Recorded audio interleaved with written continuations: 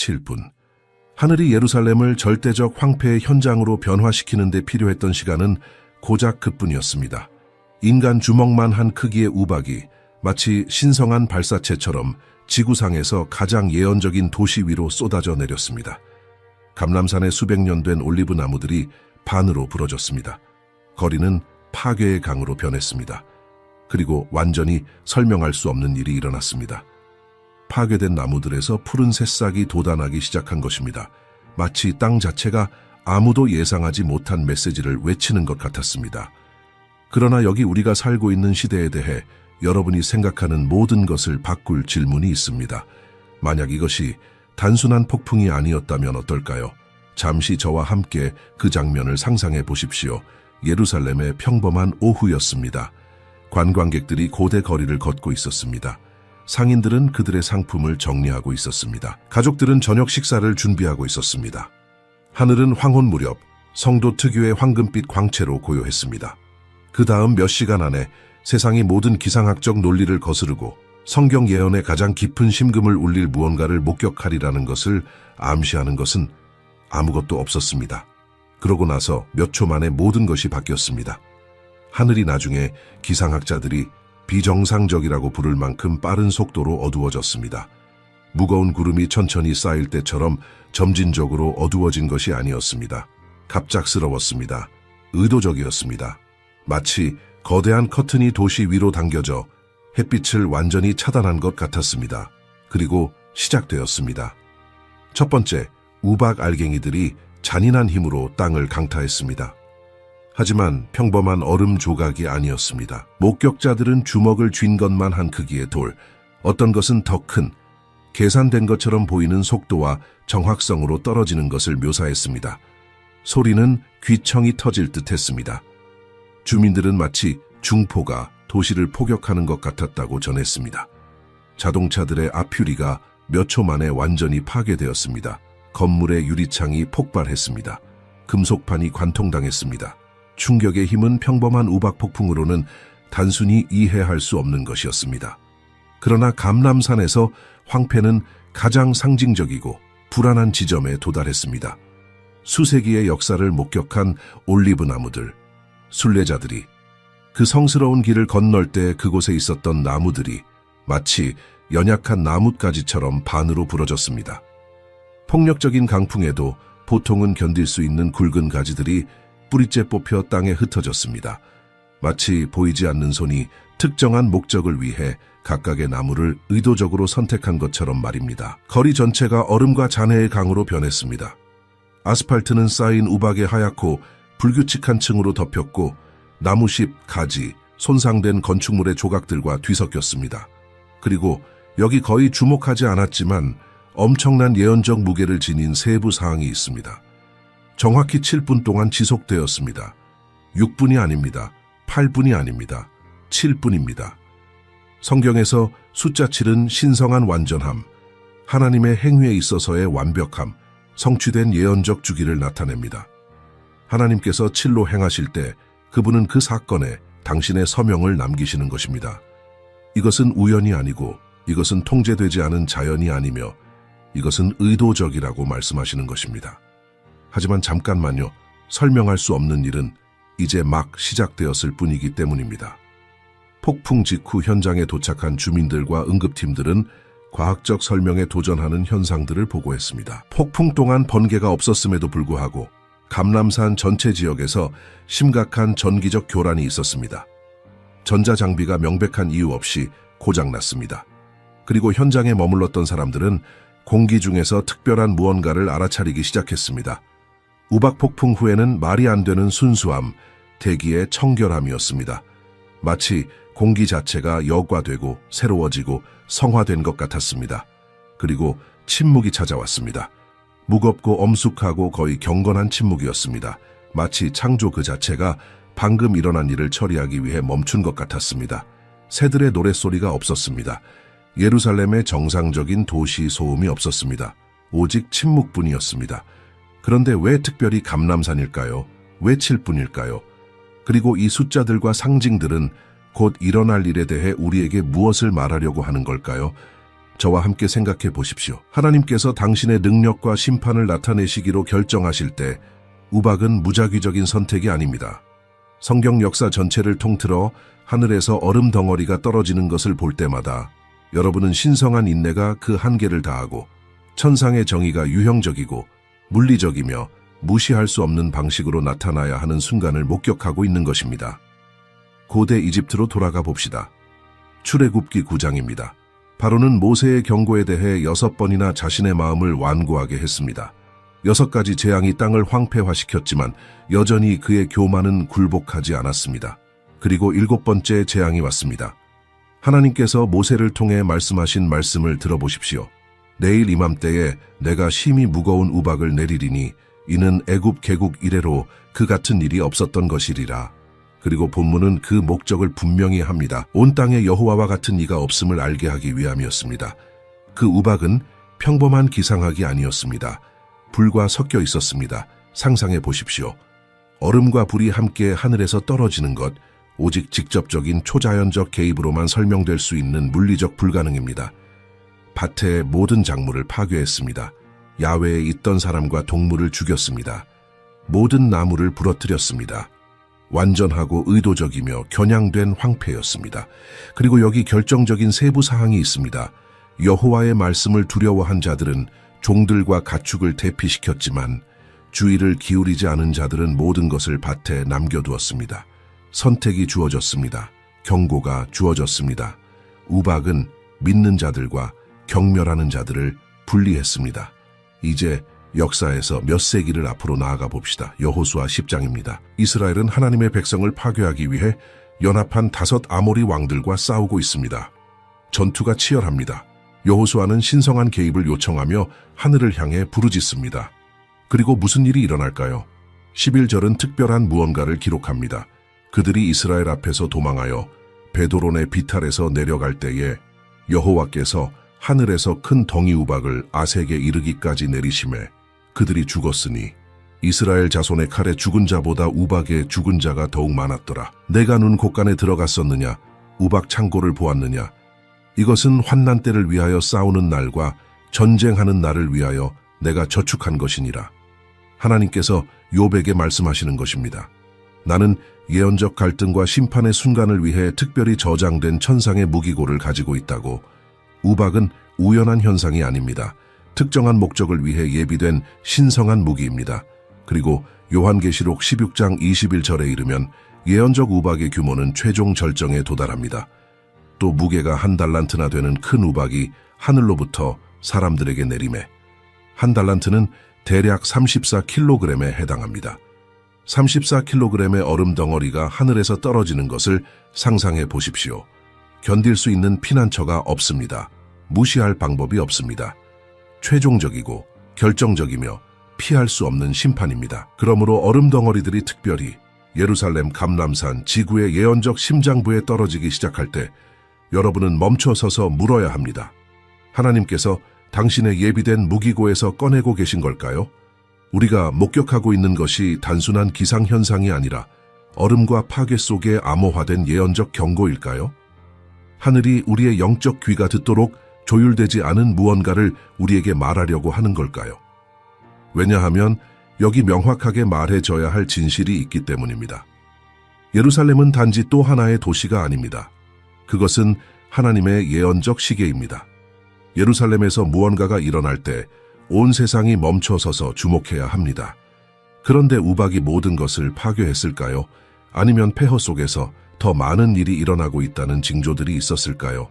여기가 이야기가 아무도 예상하지 못한 방향으로 전환되는 지점입니다. 청소팀들이 감람산에 부러진 올리브나무 잔해를 제거하는 작업을 하는 동안 모든 식물학 법칙과 자연의 시간을 거스르는 무언가가 일어나기 시작했습니다.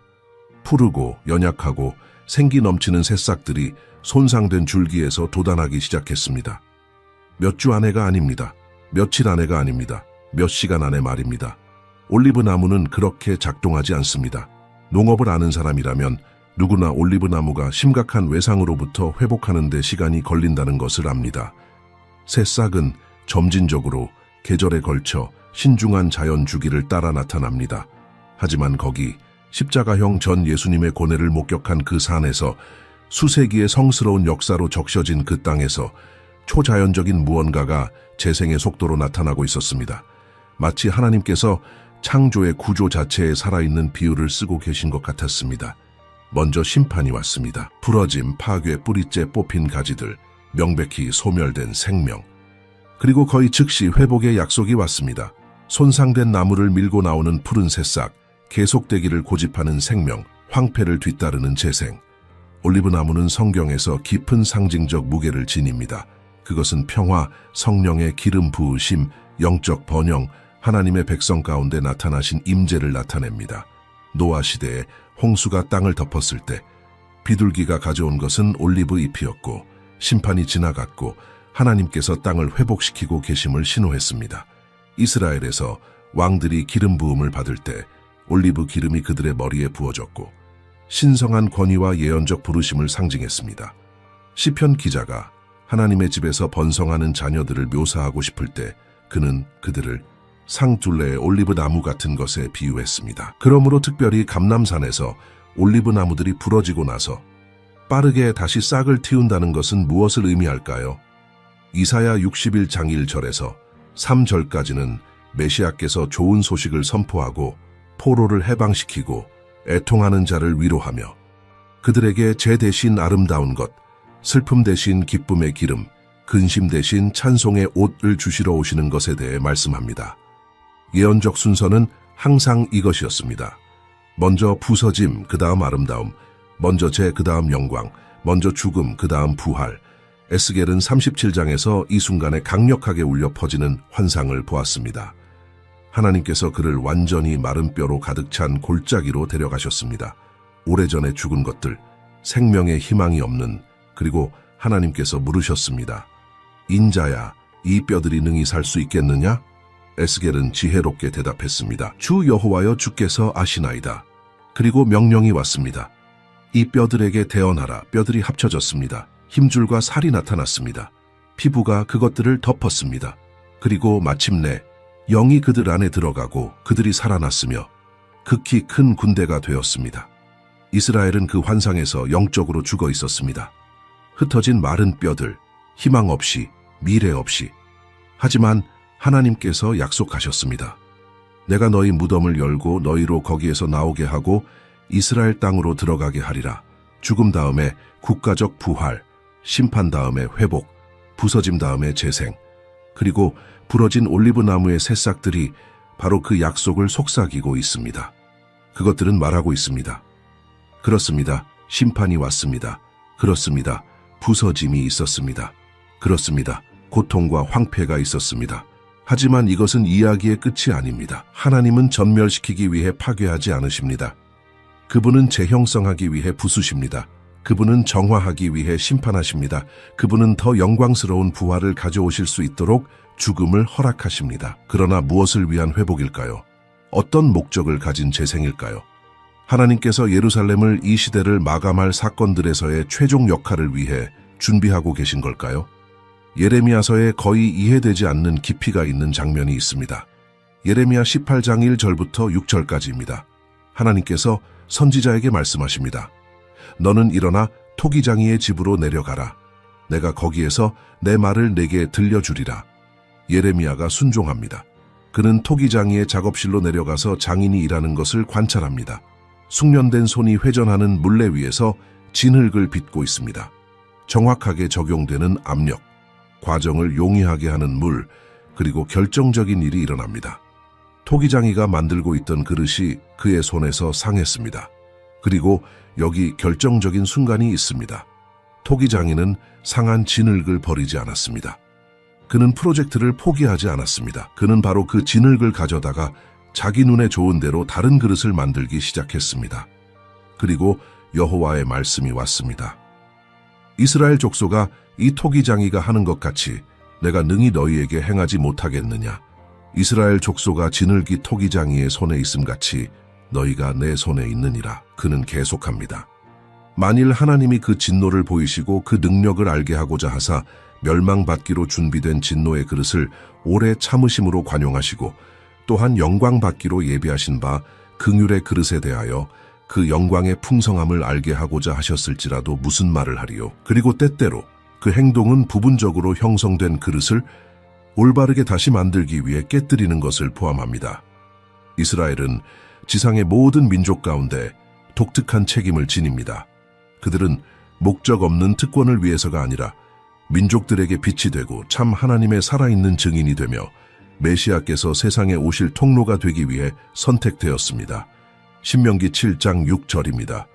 너는 내 하나님 여호와의 성민이라. 네 하나님 여호와께서 지상 만민 중에서 너를 택하여 자기 기업의 백성을 삼으셨느니라. 그것은 잘못된 형태로 굳어진 진흙을 다시 빚기 시작하는 토기장이의 손이었습니다. 그것은 하나님께서 말씀하시는 것이었습니다. 너희는 시간을 가졌다, 경고를 받았다, 기회를 가졌다. 이제 나는 다시 만들기 위해 깨뜨려야 한다. 그리고 원래 설계가 항상 그랬던 대로 다시 만드는 과정을 시작하는 것. 그런데 토기장이는 얼마나 더 참으실까요? 얼마나 더 많은 기회가 주어질까요? 현대 교회가 종종 불편함으로 피하는 것에 대해 이야기해야 합니다. 하나님의 진노입니다.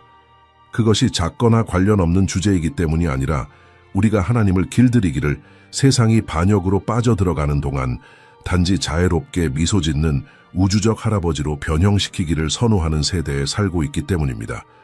하지만 이 버전의 하나님은 성경의 하나님이 아닙니다. 창세기부터 요한계시록까지 자신을 계시하신 하나님이 아닙니다. 신성한 진노는 하나님께서 감정적 통제력을 잃으시는 것이 아닙니다. 불안정한 신성의 기질적 폭발이 아닙니다. 불완전한 인간을 특징 짓는 분노의 발작과는 아무 상관이 없습니다. 하나님의 진노는 죄에 대한 그분의 절대적 거룩함에 완벽하고 측정되고 정의로운 반응입니다. 그것은 순수한 빛이 어둠을 만날 때 일어나는 것입니다. 도덕적 완벽함이 부패와 맞설 때, 무한한 정의가 자행되는 불의를 볼 때, 하박국 1장 13절은 이것을 이해하기 위한 중요한 창을 제공합니다. 주께서는 눈이 정결하심으로 악을 참아보지 못하시며 패역을 목도하지 못하시거늘 하나님은 단순히 죄를 무시하실 수 없습니다. 그분의 거룩한 본성은 그분이 반역과 악과 평화롭게 공존하는 것을 불가능하게 만듭니다. 그것은 태양에게 빛나지 말라고, 불에게 타지 말라고, 물에게 적시지 말라고 요청하는 것과 같습니다. 하나님의 거룩하심은 그분으로 하여금 죄에 반응하도록 강요합니다. 나훔 1장 2절과 3절은 이 신성한 긴장의 완전한 그림을 그립니다. 여호와는 질투하시며 보복하시는 하나님이시니라. 여호와는 보복하시며 진노하시되 여호와는 자기를 거스르는 자에게 보복하시며 자기를 대적하는 자에게 진노를 품으시며 여호와는 노하기를 더디하시며 권능이 크시며 죄인을 결코 사하지 아니하시느니라. 베드로후서 3장 9절은 이 진리를 신성한 자비와 완벽하게 균형 잡습니다. 주의 약속은 어떤 이들이 더디다고 생각하는 것 같이 더딘 것이 아니라 오직 주께서는 너희를 대하여 오래 참으사 아무도 멸망하지 아니하고 다 회개하기에 이르기를 원하시느니라. 여기 하나님의 마음이 드러나 있습니다. 그분은 파괴를 원하지 않으십니다. 그분은 회개를 원하십니다. 그분은 멸망을 바라지 않으십니다. 그분은 구원을 바라십니다. 심판의 지연은 신성한 약함이 아닙니다. 그것은 변화를 위한 공간을 만드는 전략적 자비입니다. 하지만 사람들이 이 인내를 관대함으로 해석한다면 어떨까요? 지연을 승인과 혼동한다면, 은혜의 시간이 계속되는 반역으로 낭비된다면 전도서 8장 11절이 우리에게 경고합니다. 악한 일의 징벌이 속히 실행되지 아니하므로 인생들이 악을 행하기에 마음이 담대하도다. 하나님의 인내는 잘못 해석될 때 마음을 부드럽게 하는 대신 굳게 할 수 있습니다. 감사 대신 주제 넘음으로 이끌 수 있습니다. 결코 결과가 없을 것이라는 환상을 만들 수 있습니다. 그리고 하나님은 행동해야 합니다. 마음을 바꾸셨기 때문이 아닙니다. 그분의 자비가 고갈되었기 때문이 아닙니다. 하지만 정의가 반응을 요구하기 때문입니다. 죄가 결과 없이 계속되도록 허락하는 것은 하나님께서 당신 자신의 거룩한 본성을 부정하는 것이 되기 때문입니다. 예루살렘이 우박을 받은 것은 하나님께서 그곳을 미워하시기 때문이 아니라 그분이 그곳을 영원한 파괴의 길에 계속하도록 내버려 두기에는 너무 사랑하시기 때문입니다. 그것은 아버지의 교정이었습니다. 필요한 훈육이었습니다. 너무 늦기 전에 멈추라고 말하는 자비로 가득 찬 경고였습니다. 히브리서 12장 6절과 7절입니다. 주께서 그 사랑하시는 자를 징계하시고 그가 받아들이시는 아들마다 채찍질하심이라. 너희가 참는 것은 징계를 받기 위함이라. 하나님이 아들과 같이 너희를 대우하시나니. 우박은 아버지의 채찍질이었습니다. 아팠을까요? 그렇습니다. 가혹했을까요? 절대적으로. 하지만 그것은 거부하는 손이 아니라 사랑하는 손에서 왔습니다. 이제 문제는 하나님께서 심판하실 권리가 있으시냐가 아닙니다. 문제는 은혜의 시간이 여전히 열려 있느냐입니다. 여전히 회개의 여지가 있을까요? 여전히 방향을 바꿀 가능성이 존재할까요? 그리고 답은 아무도 예상하지 못한 고대 도시에서 옵니다. 회개하기에 가장 가능성이 없는 도시에 대해 말씀드리겠습니다. 니느웨입니다. 아수르 제국의 수도. 비할 데 없는 잔인함으로 알려진 곳. 그들의 군인들은 적을 말뚝에 꿰뚫고 포로들을 산채로 가죽을 벗기며 경고로 인간 두개골 피라미드를 만드는 것으로 유명했습니다. 그들은 고대 세계의 지정학적 악몽이었습니다. 그들은 야만, 폭력, 이스라엘의 하나님에 대한 반역을 나타내는 모든 것이었습니다. 그리고 하나님께서 완전히 예상치 못한 일을 하셨습니다. 그분은 요나라는 히브리 선지자를 부르시고 말씀하셨습니다. 일어나 저 큰 성읍 니느웨로 가서 그것을 향하여 외치라. 그 악독이 내 앞에 상달되었음이니라. 하나님은 가장 가능성이 없는 도시에 회개의 기회를 제공하고 계셨습니다. 가장 받을 자격이 없어 보이는 자들에게 자비를 베풀고 계셨습니다. 요나는 하나님의 마음을 알고 도망치려 했습니다. 그는 니느웨가 회개하면 하나님께서 그들을 살려주실 것을 알았습니다. 그리고 그는 그것을 원하지 않았습니다. 그는 심판을 원했습니다. 이스라엘의 원수들에 대한 파괴를 원했습니다. 하지만 큰 물고기에게 삼켜진 후 그 뱃속에서 313야를 보내고 해변에 토해진 후 요나는 마침내 순종했습니다. 요나 3장은 완전한 기록을 제공합니다. 요나는 파괴적으로 단순한 메시지를 가지고 도시에 들어갔습니다. 40일이 지나면 니느웨가 무너지리라. 긴 설명 없이, 복잡한 신학 없이, 단지 직접적인 경고만. 너희에게 40일이 있다. 그 후에는 불가피한 심판이 내린다. 그리고 여기서 이야기가 특별해집니다. 5절입니다. 니느웨 사람들이 하나님을 믿고 금식을 선포하고 높고 낮은 자를 막론하고 굵은 배 옷을 입은지라. 도시 전체가 믿었습니다. 왕부터 가장 가난한 시민까지, 궁전부터 거리까지 집단적이고 대규모적이며 전례 없는 회개였습니다. 하지만 거기서 멈추지 않았습니다. 왕이 보좌에서 내려왔습니다. 왕복을 벗었습니다. 굵은 배로 몸을 가렸습니다. 제 위에 앉았습니다. 그리고 그들의 회개의 특별한 깊이를 드러내는 칙령을 발표했습니다. 사람이나 짐승이나 소떼나 양떼나 아무것도 먹지 말지니 먹이지도 말고 물도 마시지 말 것이며 사람이든지 짐승이든지 다 굵은 배 옷을 입을 것이요 힘써 여호와께 부르짖을 것이며 그들의 관행을 바꿨습니다. 그들의 삶을 변화시켰습니다. 그리고 하나님께서 응답하셨습니다. 10절입니다. 하나님이 그들이 행한 것, 곧 그 악한 길에서 돌이켜 떠난 것을 보시고 하나님이 뜻을 돌이키사 그들에게 내리리라고 말씀하신 재앙을 내리지 아니하시니라. 예루살렘은 선지자 다음에 선지자를, 왕 다음에 왕을, 경고 다음에 경고를 받았습니다. 니느웨는 즉시 회개했습니다. 예루살렘은 여러 세대 동안 반역을 계속했습니다. 그리고 여기 날카로운 칼처럼 베는 질문이 있습니다. 만약 이교도 니느웨가 급진적 회개로 그들의 운명을 바꿀 수 있었다면 왜 거룩한 예루살렘은 똑같이 할 수 없을까요? 가장 가능성이 없는 도시가 변화하는데 40일이 충분했다면 예루살렘은 얼마나 많은 시간이 필요할까요? 우박은 40일의 경고였습니다. 새싹은 이용 가능한 자비의 약속이었습니다. 순서는 같습니다. 선포된 파괴, 제공된 회개, 약속된 회복. 차이는 반응에 있습니다.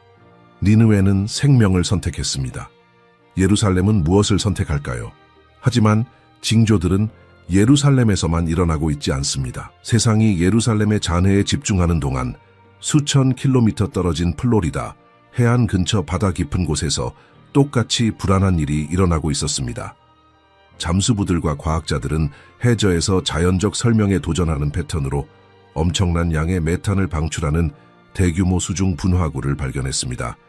깊은 곳에서 부글거리는 가스는 고요한 조건에서도 수면 위에서 들을 수 있는 포효를 만들어냈습니다.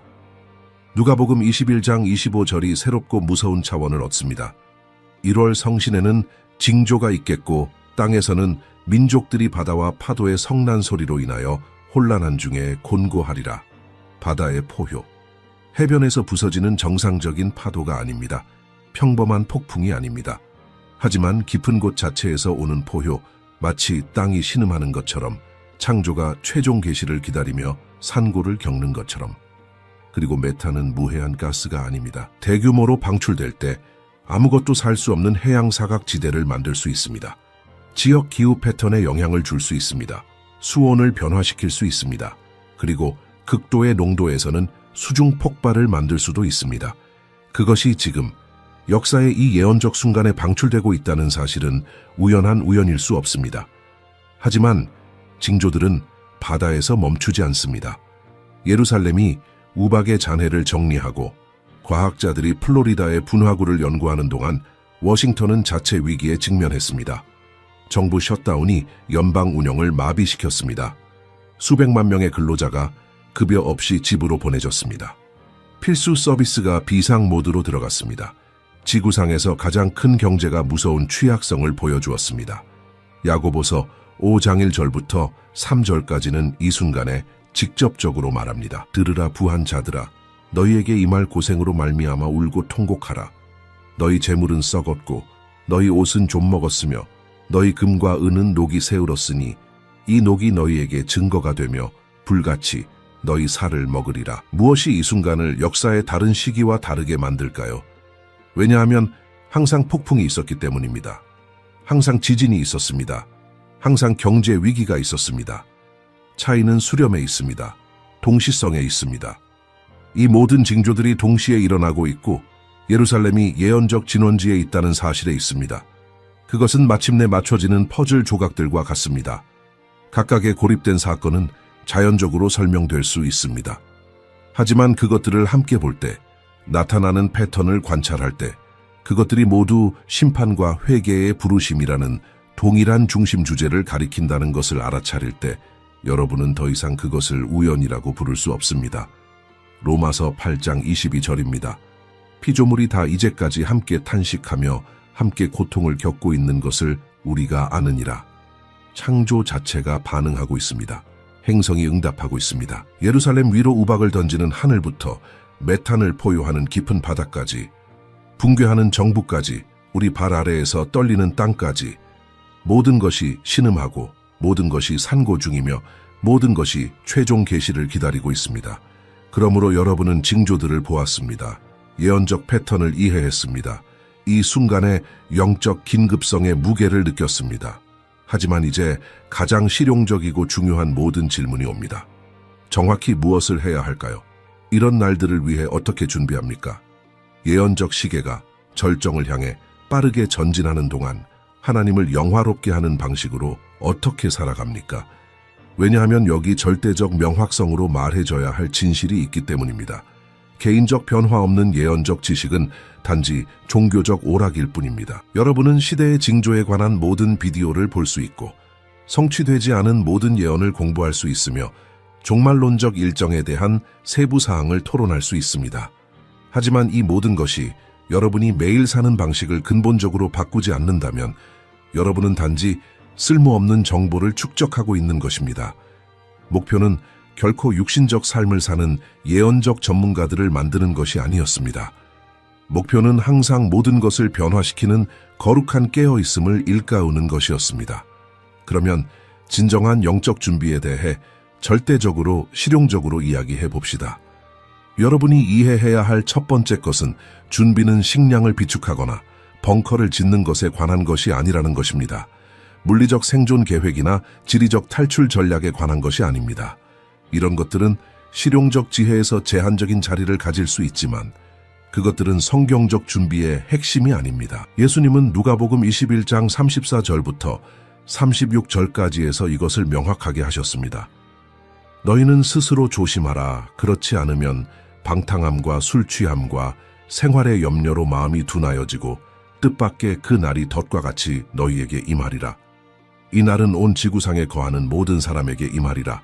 이러므로 너희는 장차 올 이 모든 일을 능히 피하고 인자 앞에 서도록 항상 기도하며 깨어 있으라 하시니라. 저는 여러분이 진정으로 주님을 만나는 의도적이고 계획적이며 집중된 시간에 대해 말하고 있습니다. 데살로니가전서 5장 17절은 우리에게 단순히 지시합니다. 쉬지 말고 기도하라. 이것은 하루 24시간 무릎을 꿇은 자세에 있으라는 의미가 아닙니다. 그것은 하나님의 임재에 대한 지속적인 의식을 배양하고 하루의 매 순간마다 성령과 여러분의 영을 조율하며 유지하는 것을 의미합니다. 매일 아침을 소셜미디어나 뉴스가 아니라 하나님의 말씀으로 시작하는 습관을 개발하십시오.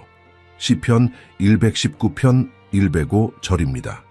주의 말씀은 내 발의 등이요 내 길의 빛이니이다. 예언적 혼란의 날들에 여러분은 증가하는 어둠 속에서 비틀거리지 않도록 하늘로부터의 명확한 빛이 필요합니다. 지식을 위해서가 아니라 변화를 위해 성경을 읽으십시오.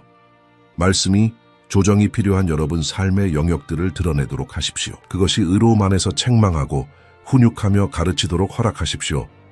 준비의 두 번째 중요한 요소는 급진적 성화입니다. 디모데후서 2장 21절과 22절입니다. 그러므로 누구든지 이런 것에서 자기를 깨끗하게 하면 귀히 쓰는 그릇이 되어 거룩하고 주인의 쓰심에 합당하며 모든 선한 일에 준비함이 되리라. 또한 너는 청년의 정욕을 피하고 주를 깨끗한 마음으로 부르는 자들과 함께 의와 믿음과 사랑과 화평을 따르라. 이것은 죄와 타협할 시간이 아닙니다. 여러분이 하나님을 불쾌하게 한다고 아는 행동을 계속 정당화할 때가 아닙니다. 여러분이 숨겨둔 그 잘못된 관계, 누군가에 대해 여러분이 품고 있는 그 쓴 뿌리, 여러분을 지배하는 그 은밀한 중독, 여러분이 합리화하는 그 재정적 부정직, 여러분의 영적 집을 완전히 깨끗이 하십시오. 왜냐하면 예수님께서 오실 때 그분은 모든 예언적 이론들을 알았던 그리스도인들을 찾고 계시지 않기 때문입니다. 그분은 순결한 신부들, 충실한 종들, 누가 보고 있든 관계없이 거룩함 가운데 살았던 깨어있는 파수꾼들을 찾고 계십니다. 요한일서 3장 2절과 3절은 우리에게 말합니다. 사랑하는 자들아, 우리가 지금은 하나님의 자녀라. 장래에 어떻게 될지는 아직 나타나지 아니하였으나 그가 나타나시면 우리가 그와 같을 줄을 아는 것은 그의 참모습 그대로 볼 것이기 때문이니 주를 향하여 이 소망을 가진 자마다 그의 깨끗하심과 같이 자기를 깨끗하게 하느니라. 서로 돌아보아 사랑과 선행을 격려하며 모이기를 패하는 어떤 사람들의 습관과 같이 하지 말고 오직 권하여 그날이 가까움을 볼수록 더욱 그리하자. 끝에 가까워질수록 여러분 주위에 기능하는 그리스도의 몸이 더욱 필요합니다. 저는 단지 종교적 의무로 교회에 출석하는 것에 대해 말하는 것이 아닙니다.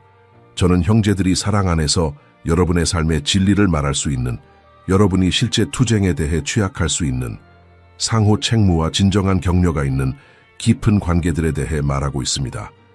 이 마지막 날들에 영적으로 고립되면 여러분은 속임수, 낙담, 탈선의 쉬운 먹이가 될 것입니다. 하지만 역시 깨어있고 기도하며 거룩함 가운데 살고 있는 다른 이들과 깊이 연결되면 여러분은 앞에 올 것을 통과할 집단적 힘을 발견할 것입니다. 네 번째 결정적 요소는 급진적 관대함을 개발하는 것입니다. 디모데전서 6장 17절부터 19절까지입니다. 네가 이 세대에서 부한 자들을 명하여 마음을 높이지 말고 정함이 없는 재물에 소망을 두지 말고 오직 우리에게 모든 것을 후히 주사 누리게 하시는 하나님께 두며 선을 행하고 선한 사업을 많이 하고 나누어 주기를 좋아하며 너그러운 자가 되게 하라. 이것은 장래에 자기를 위하여 좋은 터를 쌓아 참된 생명을 취하는 것이니라. 여러분의 재정 자원은 영원으로 건너가지 않을 것입니다. 하지만 여러분이 도운 사람들, 여러분이 영향을 준 삶들, 여러분이 채운 필요들, 이런 것들은 영원한 열매를 맺습니다. 지상의 것들을 축적하는 것을 멈추고 결코 지나가지 않을 왕국에 많이 투자하기 시작하십시오. 그리고 다섯 번째 근본적 요소는 여러분의 믿음에 대한 담대한 증거를 유지하는 것입니다. 디모데후서 1장 7절과 8절입니다. 하나님이 우리에게 주신 것은 두려워하는 마음이 아니요 오직 능력과 사랑과 절제하는 마음이니 그러므로 너는 우리 주의 증거와 또는 주를 위하여 갇힌 자 된 나를 부끄러워하지 말고, 이것은 부끄러워하는 그리스도교나 숨겨진 믿음의 시간이 아닙니다. 여러분 주위의 사람들은 여러분이 보는 것과 같은 징조들을 보고 있습니다. 그들은 영 안에서 같은 불안함을 느끼고 있습니다. 그들은 단지 자신들이 목격하고 있는 것을 해석할 줄 모를 뿐입니다. 여러분은 해석의 열쇠를 가지고 있습니다. 여러분은 성경의 내러티브를 알고 있습니다. 그러므로 아직 시간이 있을 때 담대하게 입을 열고 사람들을 예수님께로 인도하십시오. 마지막 날들을 위한 진정한 준비는 복잡하거나 신비로운 것이 아닙니다. 그것은 증가된 강도와 예리한 영적 긴급함으로 살아가는 기본적인 그리스도인의 삶입니다. 그것은 지속적인 기도, 급진적 거룩함, 깊은 교제, 희생적 관대함, 그리고 담대한 증거입니다. 이 5가지를 일관되게 행하면 여러분은 주위에 있는 그리스도인들의 99%보다 더 준비될 것입니다. 시간은 짧습니다. 징조들은 명확합니다. 하지만 은혜는 여전히 이용 가능하고 준비는 여전히 가능합니다. 그러므로 우리는 여기 있습니다.